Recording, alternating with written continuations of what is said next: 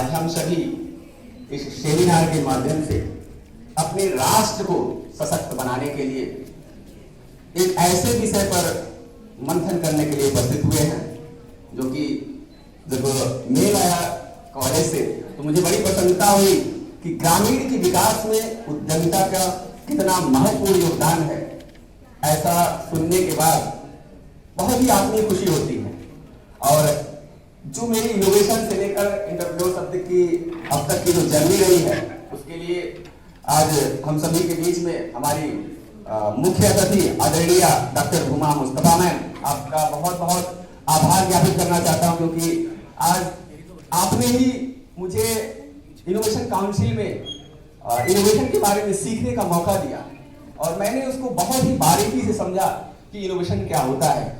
आज उस इनोवेशन की जर्नी को अपने जीवन में पूरी तरीके से उतारते हुए 2013 में जब मैंने इंजीनियरिंग की परीक्षा अपनी उत्तीर्ण की और इसके बाद से मुझे ये मौका मिला कि इनोवेशन क्या होता है और इनोवेशन की जर्नी किस तरीके से आप सभी के बीच में आए और बहुत सारे इनोवेटर्स मिला, तो वास्तव में इनोवेशन को समझना बहुत बड़ी बात है। आज हम सभी लोग साधारणतया इनोवेशन को और इन्वेंशन को दोनों को डिफरेंट तरीके से समझते हैं, लेकिन बेहद आपके जीवन में कैसे पूरी भावना आत्मसात हो वो अलग है। जैसा कि आज हम सभी हमारे बीच में उपस्थित आदरणीय निदेशक साहब, जो कि अभी चले गए किसी कारणवश उपस्थित नहीं है, लेकिन अभी पिछले 1 साल पहले आप सभी के बीच में हमें आने का अवसर मिला था, जो कि साथ में मेरे ओरिजिन कंपनी लिमिटेड के फाउंडर आए थे, डॉक्टर पीयूष केशव जी।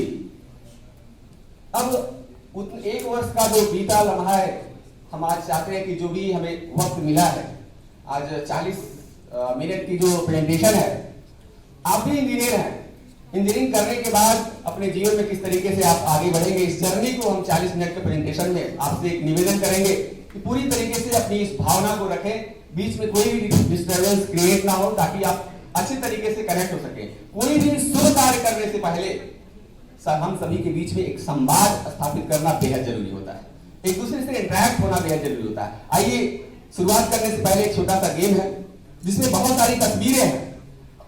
जब इनका व्यक्तित्व निखर कर नहीं आता है, ये बचपन में रहते हैं, लेकिन जब एक व्यक्तित्व बन जाता है तो जीवन में बहुत बड़ी उपलब्धि होती है, पूरा राष्ट्र पूरे विश्व भर में ख्याति फैल जाती है। तो उस गेम की शुरुआत करते हैं।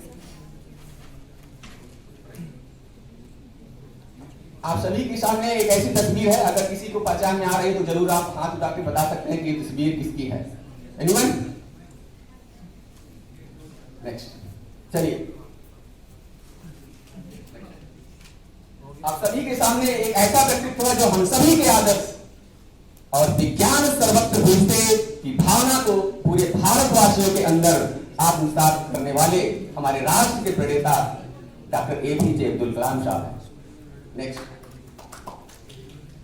अगर आपको कुछ चीजें अच्छी लगे तो आप क्लैपिंग जरूर करिएगा, क्योंकि उत्साह बढ़ता है। और आप ही के बीच से आप भी सभी लोग इंजीनियर हैं, आने वाले समय में आप भी एक अच्छे वक्ता बनेंगे, तो सबका एक तरीके से रिस्पेक्ट करने के लिए अगर कुछ चीजें आपकी भावनाएं कुछ अगर हृदय तक पहुंचती हैं तो आप तालियों में जरूर उसको तब्दील करिए। नेक्स्ट। आप सभी के सामने आप देख रहे हैं बैक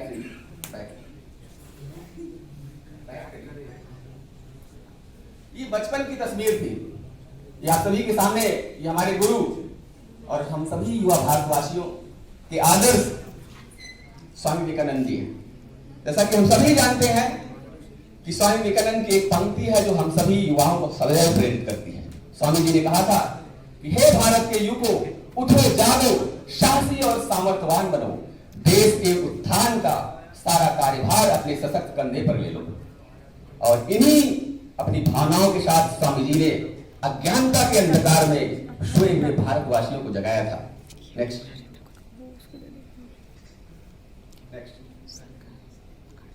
आपके सामने एक ऐसी बचपन की तस्वीर है, किसी को पता है?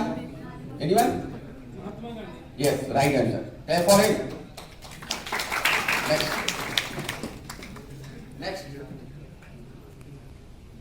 सभी जितनी भी महिला है, आप बता सकते हैं कि इन्होंने अपने देश के लिए कितना बड़ा योगदान दिया था। जब वो बचपन में थी, अपने पुरुषार्थ से, अपने शौर्य से पूरे विश्व भर में किस तरीके की ख्याति मिली, अपने भारत के लिए कितना काम किया। आज शायद जब बचपन में हम कोई एफर्ट्स करते हैं, वह व्यक्तित्व तब नहीं करता है और जब ये व्यक्तित्व ये बन जाता है। नेक्स्ट, मदर टेरेसा, ये बचपन की तस्वीर।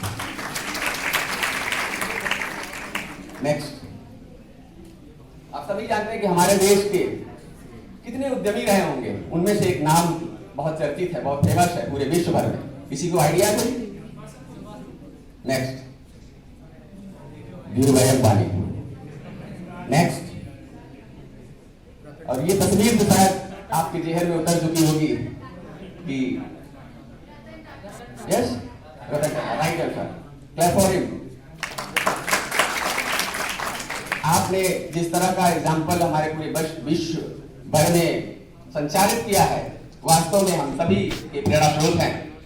और ये सभी उद्यमी हमारे राष्ट्र के लिए, हमारे देश के लोगों के लिए कितना लाभ दे रहे हैं और कितने लोगों को नौकरी मिल रही, हम सभी जानते हैं।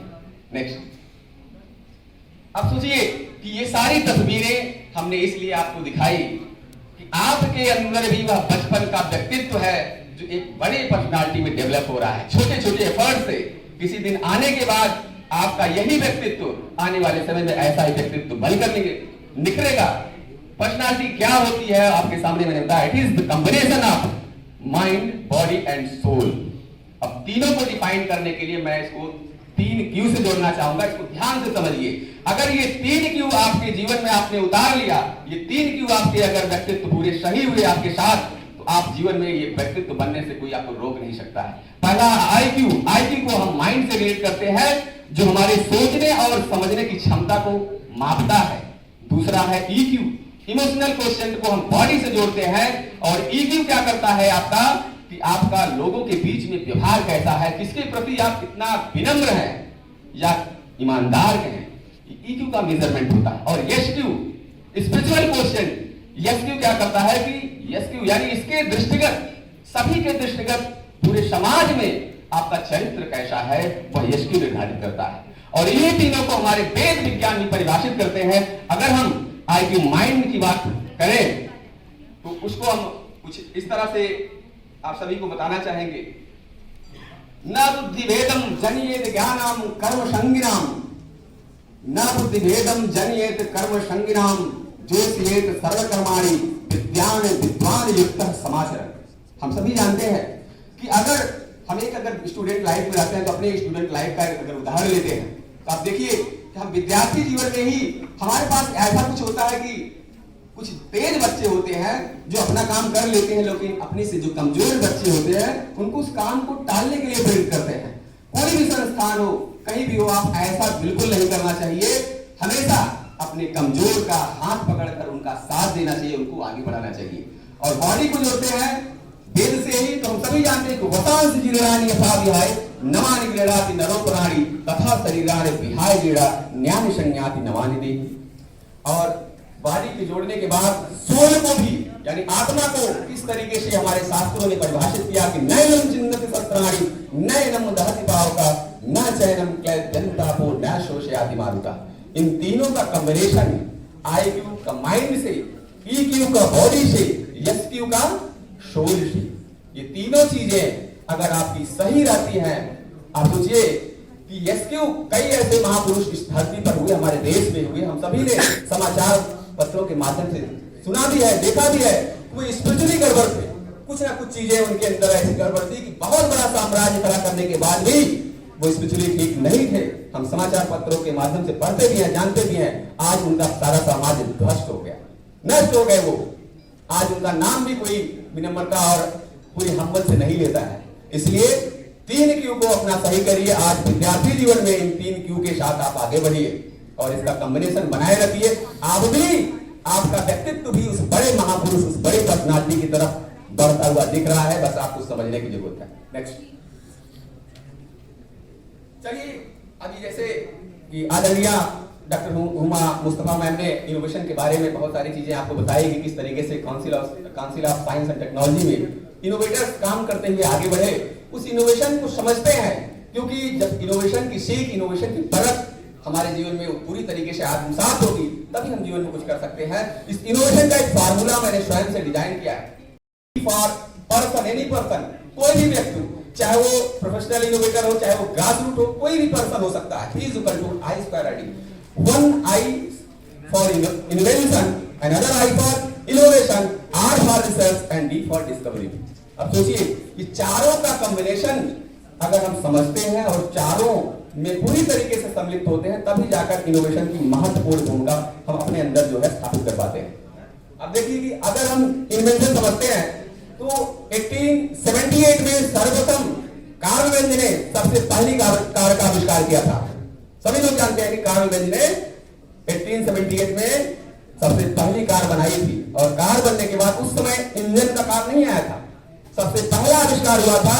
इस कार की महत्वपूर्ण विशेषता यह थी कि मात्र 3 पहिए की कार थी, और 3 पहिए की कार जब बनी तो बेहद ही रोचक तथ्य यहाँ पे इन्वॉल्व होता है कि कार्ल बेंज की जो पत्नी थी, और हम सभी देखते हैं कि समाज में महिलाएं होती हैं, उनका मायका बहुत ही प्रिय होता है उनके लिए, और ऐसा ही कुछ कार्ल बेंज की पत्नी ने किया कि पहली कार जब घर में बन गई तो उन्होंने उस कार को ड्राइव करते हुए मायके चली गई।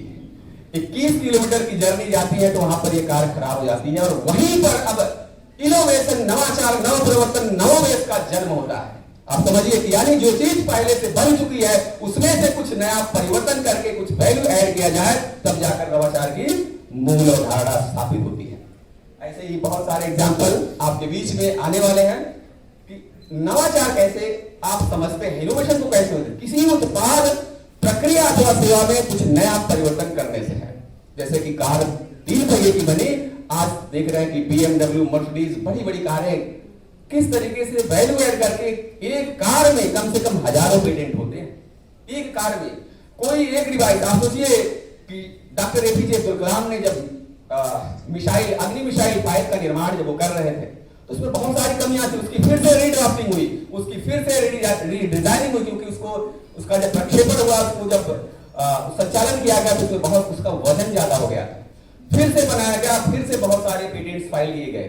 एक इनोवेशन जब आप करते हो, जब सफल हो जाते हो पूरे जीवन में, तो एक ही आपके आविष्कार में बहुत सारे पेटेंट आपको मिलते हैं। तो ध्यान रहे कि आप इंजीनियरिंग के स्टूडेंट, हमें गर्व है कि आप ही के बीच का मैं भी था। इंजीनियरिंग इलेक्ट्रॉनिक्स एंड कम्युनिकेशन से कंप्लीट करने के बाद मेरे अंदर ये भावना थी हमेशा कि अगर नौकरी करेंगे तो अपने परिवार, अपने बच्चों के लिए, अपने माँ बाप के लिए करेंगे, लेकिन जिस दिन हम एक उद्यमी बनेंगे, हमारा देश हमारे साथ रहेगा, हमारे बच्चों को नौकरियां मिलेंगी, हम सभी मिलकर आगे बढ़ेंगे। तो गर्व की बात है कि सभी जितने भी इंजीनियरिंग स्टूडेंट हैं अपने दिमाग में उद्यमिता को पूरी तरीके से बैठाएं कि हमें एक उद्यमी भी बनना है।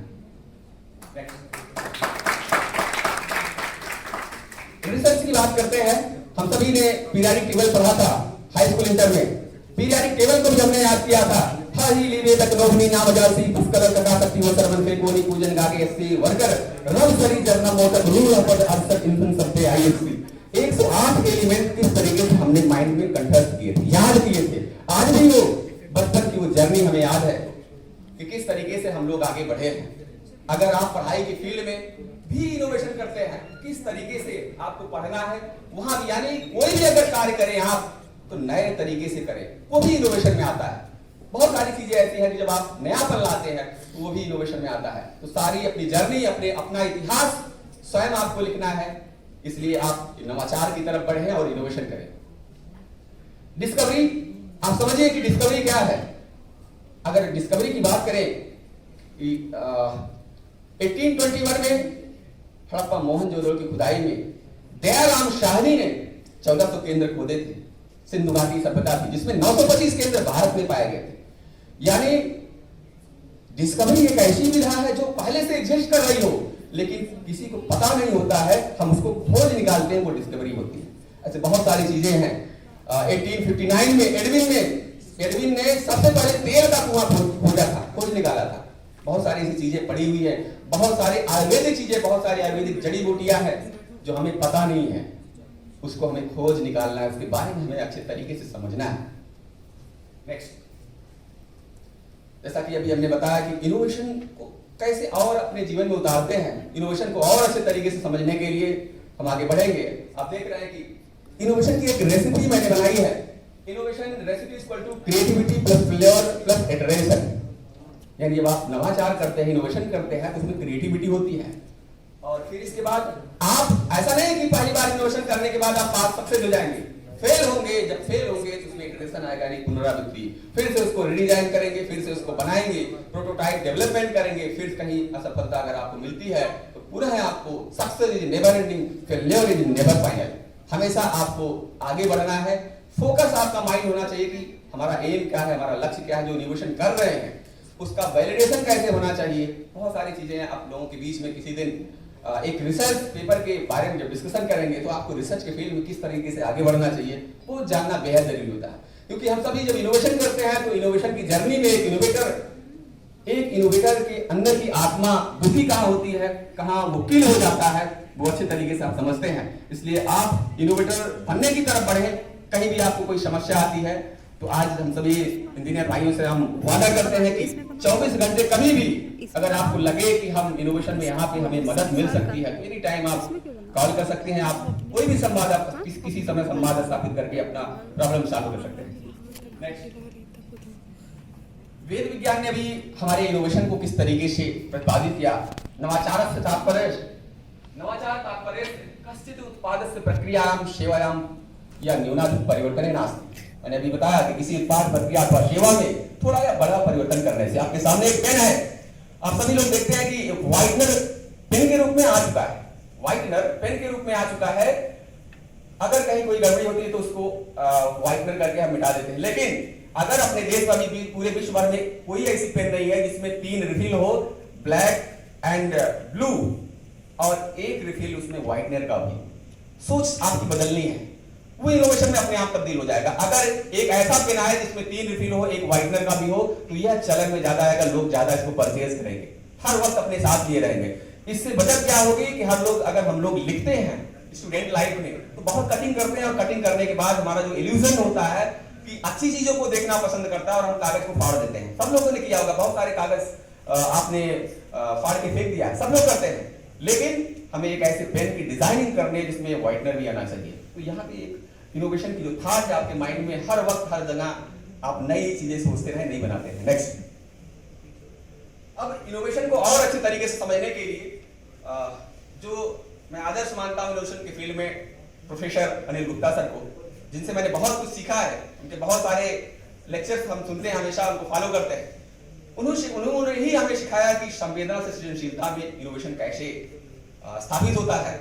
श्रम का मतलब बराबर, वेदना का मतलब दर्द। अब इसको समझिए सभी लोग, यानी जब किसी दूसरे व्यक्ति का दर्द हमें उतना ही महसूस हो जितना कि उस व्यक्ति को हो रहा है, तब जाकर वह दर्द उसका नहीं, वह दर्द हमारा हो जाता है। तभी जाकर एक अच्छे इनोवेटर का जन्म होता है हमारे अंदर।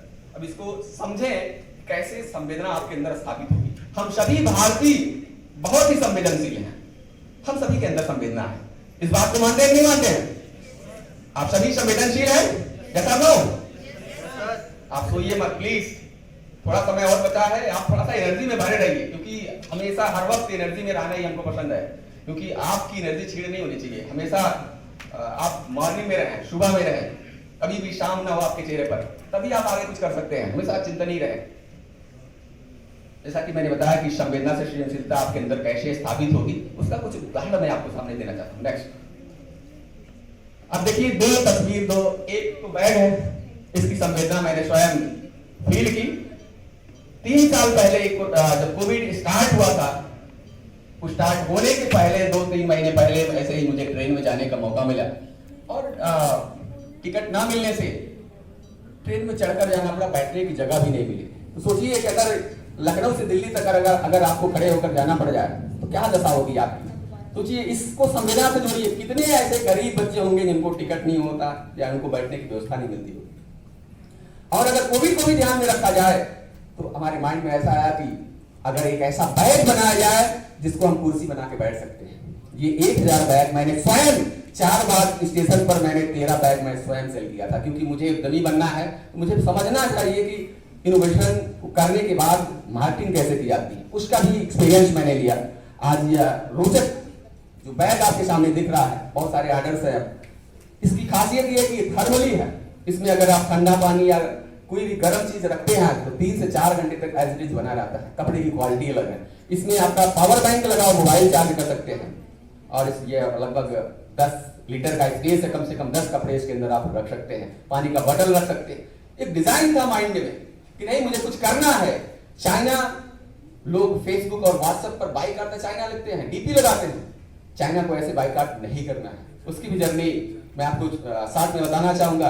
कभी एक मशीन आएगी उसके बारे में आपको बताऊंगा किस तरीके से वहां से मुझे प्रेरणा मिली कि नहीं चाइना को हमें इस तरह से भगाना है। आप सभी के माइंड में आता है लेकिन आप करते नहीं, आपको करना है। ये आप देख रहे हैं कि किसानों के दर्द को अपना दर्द बनाया इस किसान ने। आप देखते हैं कि जब कोई भी चीज सर पे आप रखते हैं तो दर्द होता है कि नहीं होता है। अब उस सर के वेट को पूरी तरीके से बॉडी पर ट्रांसफर किस तरीके से किया जा रहा है, एक इनोवेशन है, एक सोच है। ऐसा बनाने से अब आप सर पर रखेंगे तो जो आपका वेट होगा सर का वो सीधे आपकी बॉडी पे ट्रांसफर हो जाएगा बेल्ट के थ्रू, जो भी चीजें डिजाइन की गई। इस तरह से आपको संवेदना से सृजनशीलता की भावना को अपने अंदर पूरी तरीके से बैठाना है। नेक्स्ट देखिए, एक रिक्शा है और अर्णव चक्रवर्ती हैं, इनके पिताजी रिक्शा चालक थे। सोचिए अगर एक बच्चे के अंदर संवेदना जन्म ले सकती है तो हम सभी बहुत आगे बढ़ चुके हैं। इस बच्चे की छोटी सी कहानी यह है कि पिता रिक्शा चालक थे और बेटा हमेशा यह ऑब्जर्व करता था कि जब पापा चढ़ाई चढ़ते हैं, रिक्शे को जब चलाते हैं, जब चढ़ाई ऊंचाई का समय आता है तो उस समय बहुत ज्यादा ताकत लगानी पड़ती है। लगानी पड़ती है, नहीं लगानी पड़ती है, बहुत ज्यादा एनर्जी उनको लगानी पड़ती है। तो ये ऑब्जर्वेशन हमेशा बच्चा करता रहा और लास्ट में उसने एक ऐसा इनोवेशन किया। उसने कहा कि पापा जब आप ऊंचाई पर चढ़े तो जो कस्टमर जो भी रिक्शे पर बैठा उससे बोलिएगा कि वो भी पैडल एक लगा दिया। अब देखिए यहाँ पर एक पैडल लगा हुआ है, ये भी उसको ड्राइव करेगा और ऊंचाई और आसानी से चढ़ सकता है। ये होता है संवेदना से सृजनशीलता की भावना। उस बच्चे ने अपने पिता के दर्द को समझा और एक छोटा सा इनोवेशन कर दिया। तो ऐसे ही हर फील्ड में आपको इनोवेशन करने की जरूरत है, इनोवेशन की फील्ड में समझने की जरूरत है। Next, what is the need of innovation. अब समझिए इसको, हम सभी लोगों ने हिंदी में पढ़ा था, मैया मैं तो चंद्र खिलौना लई हूं, जई हो लोट धर्म पर अबही तेरी गोद नहीं हो। भगवान श्री कृष्ण मैया यशोदा से कहते हैं कि मुझे चंद्रमा के समान खिलौना चाहिए माता। अब सोचिए नीड ऑफ इनोवेशन यहां पे क्या है कि यशोदा मैया सोचती है कि हमें अपने लल्ला को किस तरीके से इनकी नीड को पूरा करना है। तो सोचिए क्या इनोवेशन करती हैं। एक थाल में परात में पानी रखकर चंद्रमा की प्रतिबिंब को दिखा देती है कि लल्ला लीजिए अपना चंद्रमा के समान खिलौने को से खेल लीजिए। ये नीड ऑफ इनोवेशन थी। ऐसे हर जगह आपको जब ऐसा मिले चैलेंज तो आप सोचिए कि यहाँ पे हम क्या इनोवेशन कर सकते हैं, किस तरह से इनोवेटिव तरीके से आपकी नीड को पूरा करना है। आप मुझे आशा है कि आप सभी लोग इनोवेशन को पूर्णतः अपने जीवन में समझ रहे हैं और आगे भी बढ़ रहे हैं धीरे धीरे, क्योंकि आज का यह जो दिन है आप सभी लोगों के लिए बहुत ही महत्वपूर्ण होगा। मुझे पूरा विश्वास है कि आने वाले समय में आप जरूर इनोवेशन से जुड़ेंगे और कुछ ना कुछ इनोवेशन अपने देश के लिए करेंगे, क्योंकि सच्चा देशभक्त वही है कि जो अपने लिए अपने देश के लिए एक इनोवेशन करे, एक रोजगार, एक बड़ा संगठन स्थापित करे, उद्यमी बने। उद्यमी बनने के बाद बहुत सारे लोगों को नौकरी मिलती है, अपने राष्ट्र के लिए काम करे। अपने लिए नौकरी करके जीना तो कुछ भी नहीं है, बहुत सारे स्ट्रगल्स आएंगे, क्योंकि मुझे पता है कि बहुत सारी दिक्कतों का सामना हुआ, बहुत सारे स्ट्रगल्स हुई। अभी पिछले कोरोना काल में लड्डू की मशीन बनाई और वह मशीन अभी आपके सामने आएगी। कितनी कठिनाइयां उसमें हुई, बहुत सारे लोगों ने नकार दिया। 2.5 लाख रुपए मैंने केवल R&D में लगा दी। आप सोचिए कि अगर 2.5 लाख रुपए आपका डूब जाएगा तो क्या स्थिति होगी। ऐसे दौर से भी मैं गुजरा हूं, बहुत सारे इनोवेशन। ये मान के चलिए कि बेंजामिन फ्रैंकलिन ने कहा था कि अगर आप अपने ज्ञान को बढ़ाने में जितना इन्वेस्टमेंट करेंगे उसका बेस्ट रिटर्न आपको देगा। इसलिए अपने ज्ञान को बढ़ाइए। कहीं भी आपको ज्ञान मिले, कहीं भी आपको जानकारी मिले, उसके लिए अगर आपको कितना भी पैसा देना पड़े, बिल्कुल आप पैसा न्यौछावर करिए। मैं पूरे दावे के साथ कह रहा हूं, एक दिन ऐसा आएगा कि वो आपको बहुत बड़ा उद्यमी बनाएगा, बहुत आगे बढ़ सकते हैं आप। अब सभी लोग जानते हैं कि अभी सोनी टीवी पर शार्क टैंक इंडिया का एक प्रोग्राम आ रहा था। मुझे आशा है कि बहुत सारे बच्चों ने देखा होगा।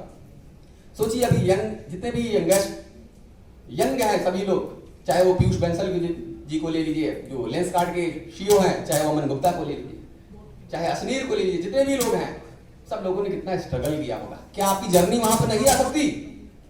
यस और नो?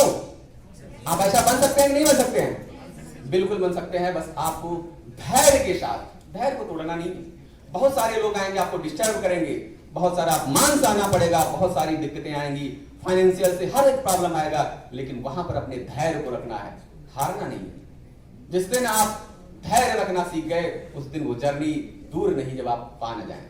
नेक्स्ट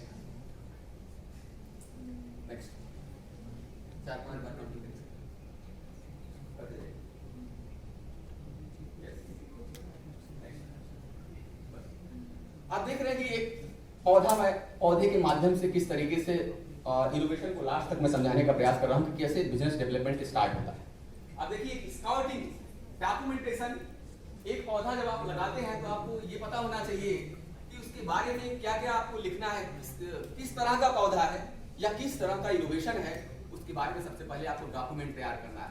हवा में नहीं करना इनोवेशन, सबसे पहले उसके बारे में लिखिए किस फील्ड का इनोवेशन है, किस सेक्टर का है, चाहे वो बायोफील्ड का हो, चाहे इलेक्ट्रॉनिक्स से मैकेनिकल, जिस भी डिपार्टमेंट का हो, जिस फील्ड से आप बिलोंग करते हैं, वो सारी चीज डॉक्यूमेंट के रूप में पहला आपका दायित्व बनता है। सबसे पहले उसको तैयार करिए। जब वो आपका बन जाता है, इसके बाद फिर आप प्रोटोटाइप बनने के फेज में आएंगे। यानी आप देख रहे हैं कि प्रोटोटाइप बनेगा कैसे। एक पौधे को पानी दे रहे हैं, पौधा धीरे धीरे बढ़ रहा है। प्रोटोटाइप यानी उसके अंदर जितनी भी चीजें, जितने भी टूल्स लगने वाले हैं, वो सारे टूल्स को आप इकट्ठा करिए और फिर जाकर आपका यह जो प्रोटोटाइप डेवलप होगा। डेवलप होने के बाद वैल्यू एडिशन, वैलिडेशन। जैसे मान के चलिए कि अगर बायो के फील्ड में जो मशीन हमने डिजाइन किया, जो मशीन मैंने बनाई है, उसका वैलिडेशन किया कि वह हाइपरटेंशन, डायबिटीज और ओबेसिटी, ये तीनों बीमारियों को पूरी तरीके से खत्म कर रहा है। आने वाले 1 से 2 साल में IIT BHU में सेलेक्ट हुआ है। अभी उस मशीन को मैं दिखाऊंगा। आने वाले समय में एक्यूपंक्चर थेरेपी और एक्यूप्रेशर से ये सारी बीमारियां आपके अंदर से दूर हो जाएंगी, क्योंकि मुझे पता है कि ब्लड सर्कुलेशन ना होने से हमारे शरीर की बहुत सारी बीमारियां डेवलप हो रही हैं। हम अपने बिजी लाइफ में एक्सरसाइज नहीं करते हैं, चलते नहीं हैं। वजह ये होती है कि हमारा ब्लड सर्कुलेशन अच्छे तरीके से नहीं होता है, क्योंकि हम अपने काम में व्यस्त रहते हैं और भूल जाते हैं कि नहीं, शरीर के अंदर जो आपका ब्लड है, इसको सर्कुलेट होना, इसमें जो ब्लॉकेज होते हैं, इसको दूर करना बेहद जरूरी होता है। उस चीज को समझते हुए मैंने वैलिडेट किया। 1.5 साल में लगभग 15,000 लोगों पर मैंने टेस्टिंग की और बहुत बड़े बड़े मेलों में मैंने वो मशीन को लगाया। आज आप सभी लोगों के प्यार और आशीर्वाद से IIT BHU में सिलेक्ट हुआ है और बायडेक्स इसको फंडिंग कर रही है। फाइनल प्रेजेंटेशन होने वाला है, लगभग 90% हमारा फाइनल हो चुका है और इस मशीन में बड़ी सफलता मिलने वाली, क्योंकि मैं लगा रहा। आप सोचिए कि जब आप लगे रहेंगे तभी आपको सफलता मिलेगी।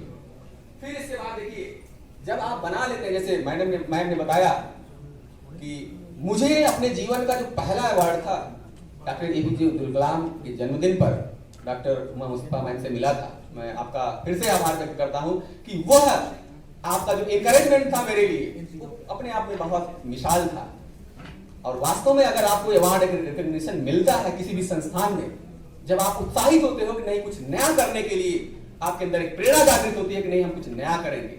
मुझे एक अवार्ड मिला, मेरे अंदर एक उत्साह जागृत हुई और धीरे धीरे बढ़ता रहा। उसी के शायद मुझे 6 महीने बाद मुझे तत्कालीन मुख्यमंत्री द्वारा फिर से अवार्ड मिला, green energy generation from speed breaker की वजह से। फिर इसके बाद ड्राइवरलेस मेट्रो ट्रेन के लिए मिला। तो ये सारी चीजें जो अवार्ड मिलते हैं आपको रिकॉग्नाइज करते हैं, आपके अंदर प्रेरणा बढ़ते हैं कि आप रुकिए मत। ओम तत्वसुतिष्ठत जागृत प्राप्ति वराने निबोधत। हे ब्रह्म उठो जागो, जब तक आपका लक्ष्य ना मिल जाए आप रुको मत, आप सतत बढ़ते रहिए। फिर इसके बाद आप देख रहे हैं पिजड़ा केज जो पेटेंटिंग, यानी अब आपका जो प्रोटोटाइप जो पौधा है जब डेवलप हो गया है तो उसके लिए पेटेंट के फॉर्मेट में जाइए, उसको पिजड़े से घेर दीजिए कि आपका पौधा केवल आपका हो, कोई दूसरा तोड़ ना पाए, उस पर केवल आपका अधिकार होना चाहिए।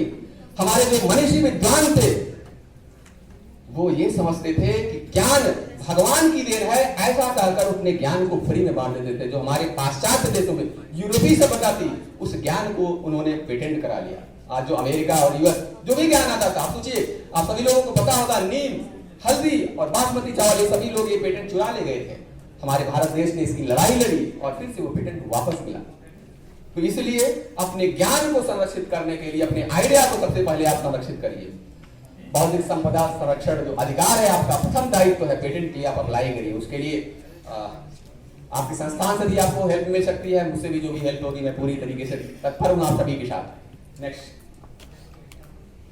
Types of innovation. आप समझिए कि कई टाइप के इनोवेशन होते हैं।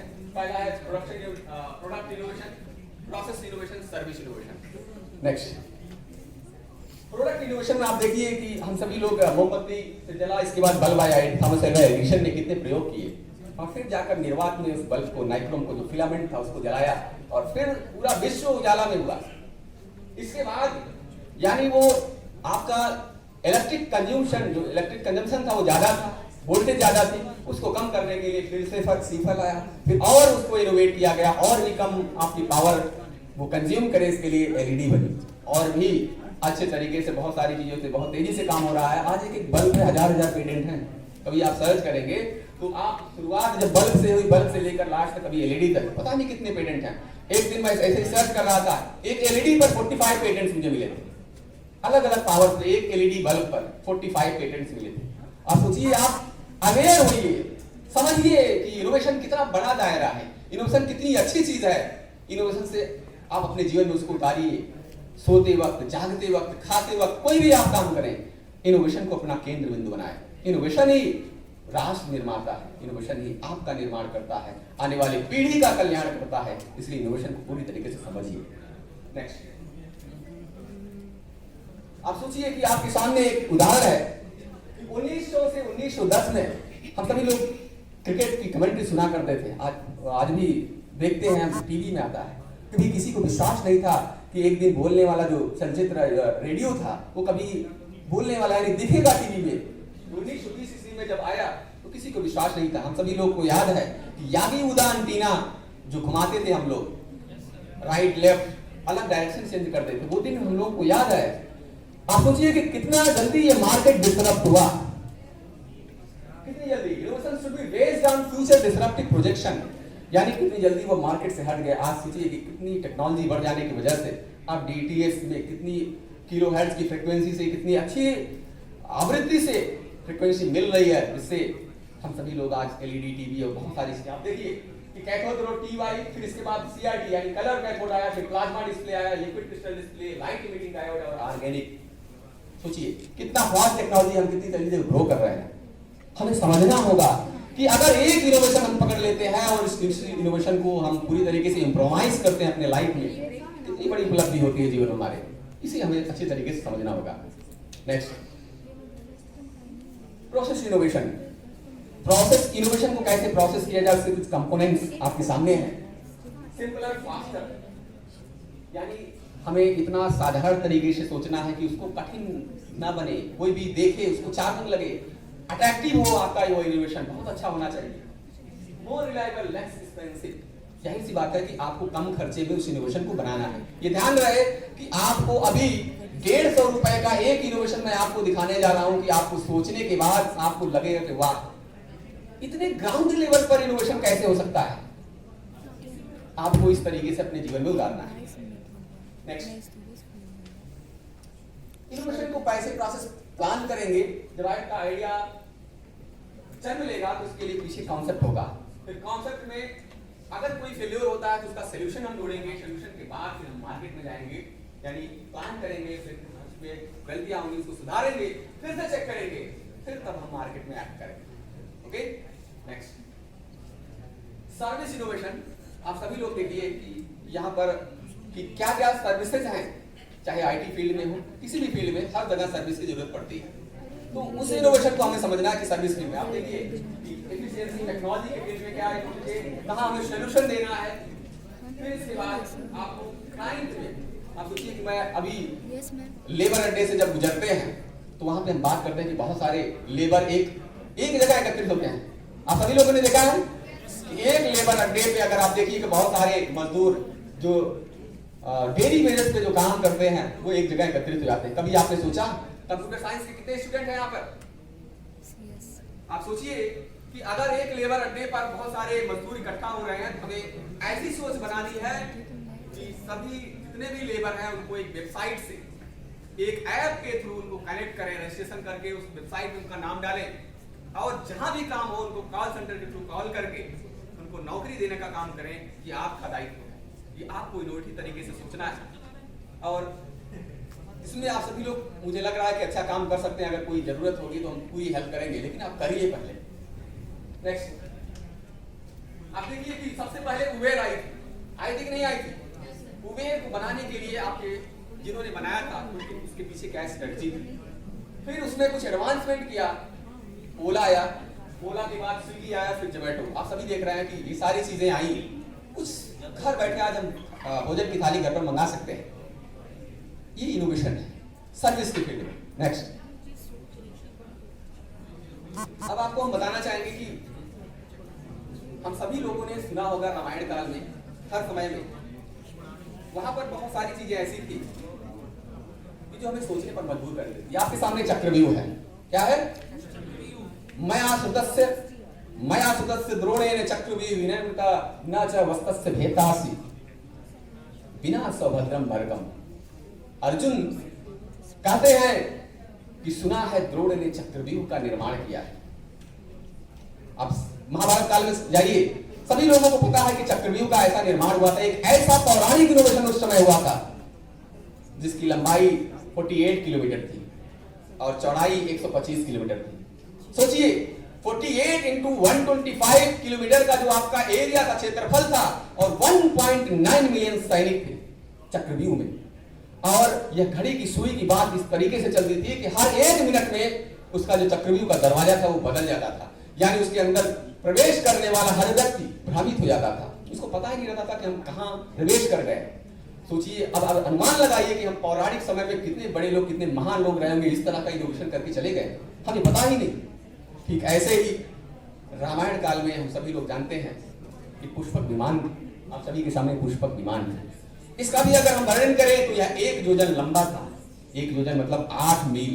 1 मील में 1.6 kilometre into 8 is equal to 12.8 kilometre और आधा योजन चौड़ा यानी 4 mile into 1.6 kilometre is equal to 6.4 kilometre. सोचिए इतनी लंबाई और चौड़ाई थी। और इसकी खास विशेषता यह थी, यह बताते हैं कि मंत्र से संचालित होता था। और सबसे बड़ी इसके पीछे का विज्ञान है, उसको समझिए। आज भी हम सभी लोग स्टडी कर रहे हैं, हमारे सारे वैज्ञानिक लगे हैं। उस समय के लोगों में पदार्थ की चेतना को जागृत करने की क्षमता थी, इसको समझिए। उस समय के लोगों के पास पदार्थ की चेतना को जागृत करने की क्षमता थी, तब जाकर पुष्पक विमान जैसा नवाचार इनोवेशन उस समय में हुआ था। आज हम लोग सब्सटेंस मटेरियल के बारे में पढ़ रहे हैं, बहुत सारे मटेरियल्स हैं, नैनो मटेरियल आ चुका है। अब सोचिए कि कितना कारगर है, सारे साइंटिस्ट इस पर लगे हुए हैं। तो हमें अपने पौराणिक इनोवेशंस को, जितने भी वेद के समय में जितने भी आविष्कार हुए हैं उसको समझना है। पढ़िए, आप सभी का दायित्व है। हमारी जो धरोहर, हमारे जो इनोवेशन पहले हुए हैं उसको खोने नहीं देना है, उसके बारे में हमें अच्छे तरीके से समझना है। उद्यमिता, जैसा कि हम सभी जानते हैं कि एंटरप्रेन्योरशिप एक व्यवसायिक, एक उद्यमी वह व्यक्ति होता है जो एक नया रोजगार स्थापित करता है। उद्यमी एंटरप्रेन्योर अपना एक रोजगार स्थापित करता है और उसके अंदर ये भावना होती है। अगर आप उद्यमी बन गए, सोचिए अपने माइंड में कि कैसी आपके अंदर भावना होनी चाहिए। अयम निजा परोवेद गणना च लघुचेतसाम उदारी चरिता नाम तु वसुधैव कुटुंबकम। एक उद्यमी के अंदर ये भावना होना चाहिए कि वो कभी ये ना कहे कि हमारा ये पराया। अगर आप हमने कंपनी बना ली है तो कंपनी आपकी है, ये संदेश हमेशा देना चाहिए कि हमारा कुछ नहीं, ये सब आपका है। किसी दिन यह कंपनी पब्लिक बन जाती है, पब्लिक लिमिटेड भी आप लोगों ने सुना होगा, पब्लिक में आ जाती है। और उद्यमिता एक व्यवसायिक संगठन, सोचिए कि जब बड़ी कंपनी बन जाती है तो एक व्यवसायिक संगठन स्थापित करने की भावना होती है। व्यवसायिक संगठन को और अच्छे तरीके से समझिए कि भगवान श्री कृष्ण ने भगवत गीता में कहा था कि यथा ही एकेन चक्रेण न रथस्य गति भवेत् एवं पुरस्कारेण बिना दैवं न सिद्ध्यति। यानी भगवान श्री कृष्ण अर्जुन से कहते हैं कि हे अर्जुन, जिस तरह से एक पहिए से, सिंगल पहिए से किसी रथ की गति संभव नहीं है, ठीक उसी तरह से पुरुषार्थ के बिना इस जीवन में कुछ नहीं होने वाला है। आपको एफर्ट्स करना पड़ेगा, पुरुषार्थ करना पड़ेगा, इसको आप समझिए।